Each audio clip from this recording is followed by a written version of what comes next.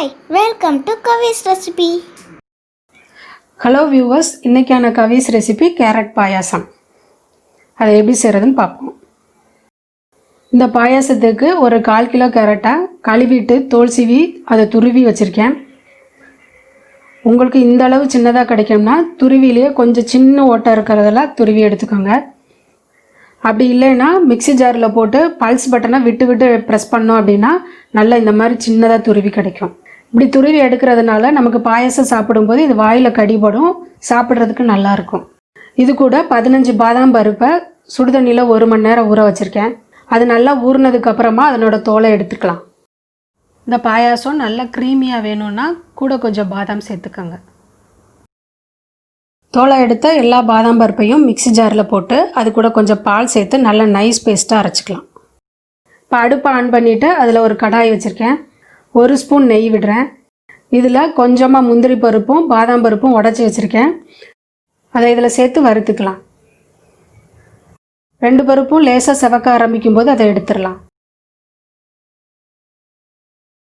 இப்போ இந்த நெய்யிலேயே நம்ம துருவி வச்ச கேரட்டை சேர்த்து கேரட்டோட பச்சை வாசனை போகிற வரைக்கும் நல்லா வதக்கணும்.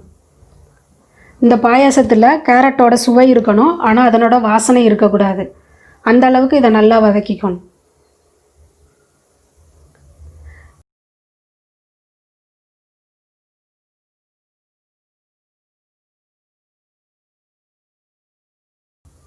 இப்போ கேரட்டோட பச்சை வாசனை போயிருக்கு.